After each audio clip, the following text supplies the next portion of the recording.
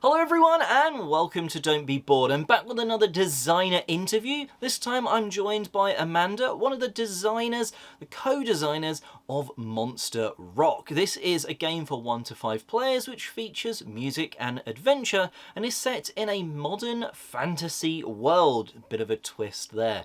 So firstly, welcome to Amanda. Please introduce yourself and let us know a little bit about the game. Hi Ollie, nice to talk to you about Monster Rock and other things.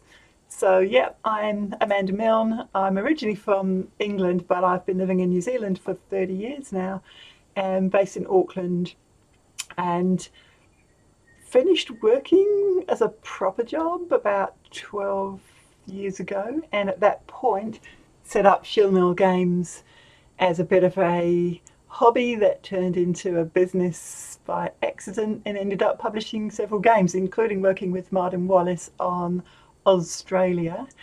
And for the last roughly 10 years, I've been developing this rock band game, which started out with the name Stoned Age. That's stoned with a D on the end. As a worker placement game about rock bands moving around the city trying to get famous and stay out of trouble. So that's what I had when I started talking to Martin about it and he started playtesting it. Now it's a very different one to what it started as. So now it's a game in a fantasy world where your monsters, the bands are monsters, the audiences are all monsters of different types, and they all want to hear a different kind of music. So you're trying to build up your band and tailor it to the musical tastes of the available audiences, and you're trying to also recruit those audiences to become your followers and lead them into the revolution against the evil king who's trying to put you in jail and crack down on rock and roll. So that's the storyline of it.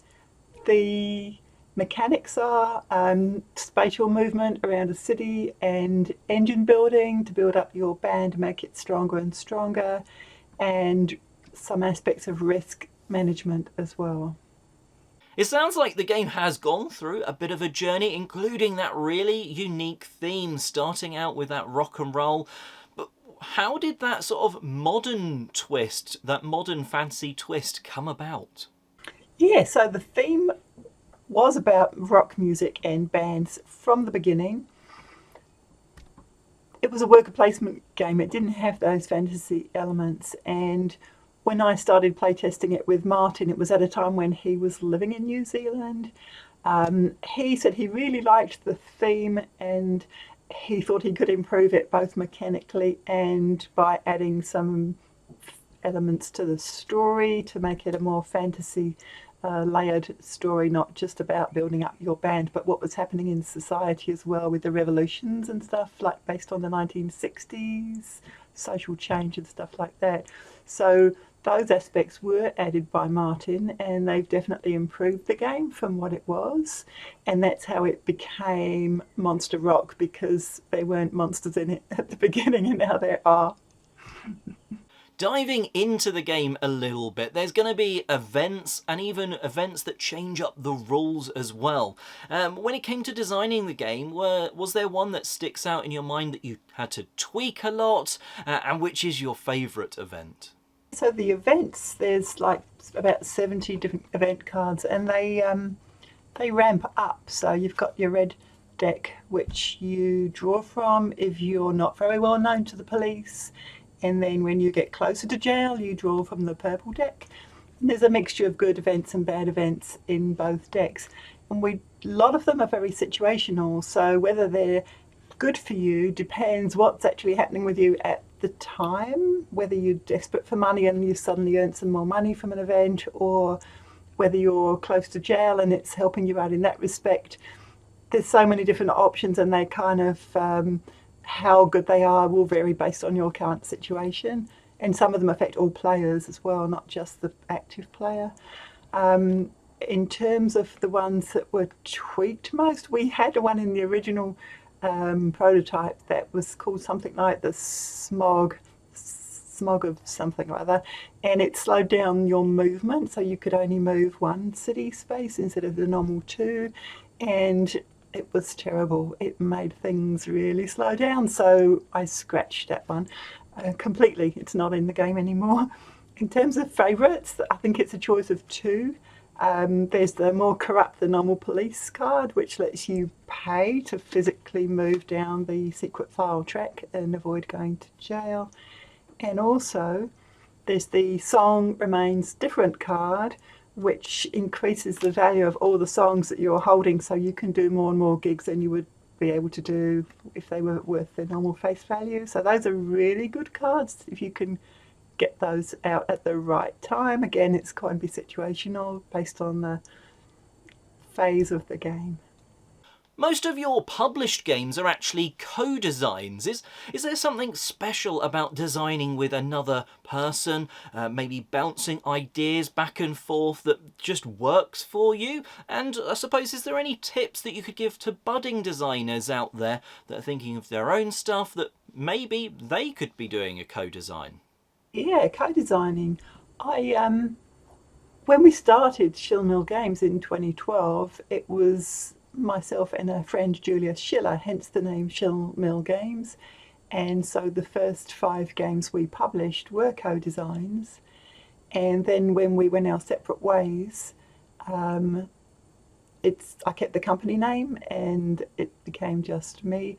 I have got several prototypes on the shelf that are just my designs that haven't been published yet, including one called The Devil's Goat, which I think will eventually get published because I really like it.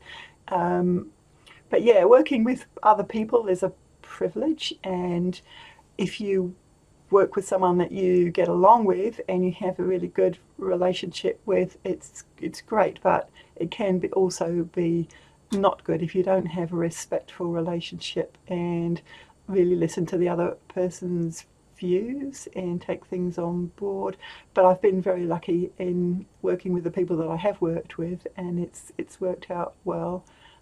There's definitely a good vibe when you do co-design, in terms of you have an obligation to the other party to keep things moving and to keep things going in a direction, and not just put things on the shelf for a year or two, which is what's happened to my solo designed games so far.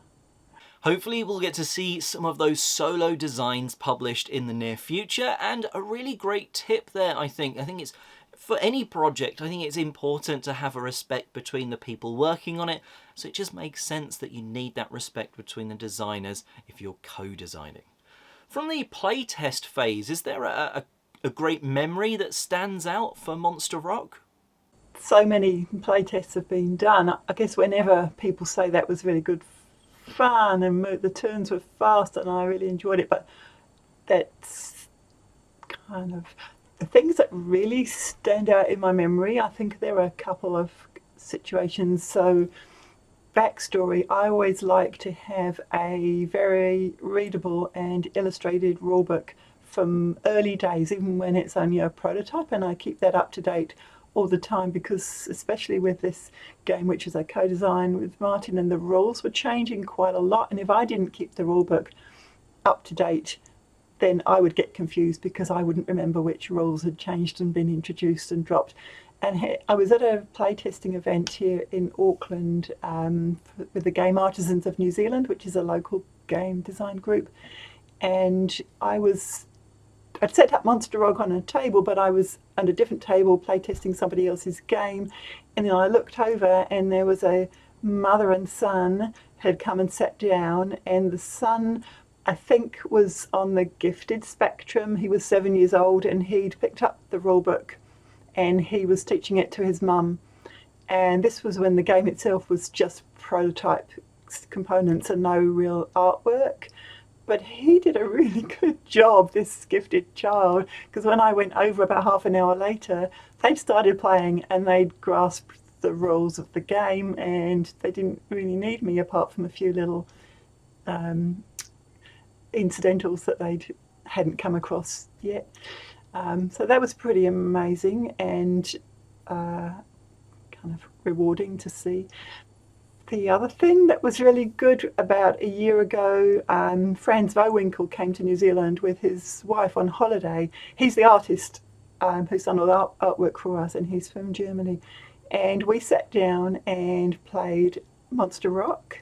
And because of the ability to actually do that with him, it led to us tweaking the graphics in some ways that made it more playable and in ways that he hadn't realised would affect the game when he did the original artwork. So that was a really, really useful playtest that ended up affecting the final product. So that was a really useful session. I think that shows it's really important to test, playtest, because, you know, without that, you maybe haven't found that you've got that really solid rule book like you did, or you can maybe find, oh, that artwork, if we just tweaked it, it would make the process better. So that's really cool that that came out of your play tests. If people want to go and find out more about Monster Rock, where can they go? People can either look at the Gamefound preview page, which is live now, or they can go to Board Game Geek. There's a bit of information up there where there's some images, a couple of reviews, and the rulebook, as it was about a month ago, which is pretty complete, is also on Board Game Geek now. Or else they can go to Shilnal Games, my website, and go to the Monster Rock section there. That's about it. Those links will be in the description box downstairs for you to go and check out. But before we let Amanda go, let's go for a fun one. What game has the best component in it? Best component? Yeah, I'm tempted to say the miniature Cthulhu in Australia, but that would be a bit self-serving. So there's a game called The Faceless. I think it came out about 7 or 8 years ago, and it's a cooperative game, and it's got miniatures that you move around the board, and they've got magnets in them, and the magnets affect a compass which affects where the bad guys move.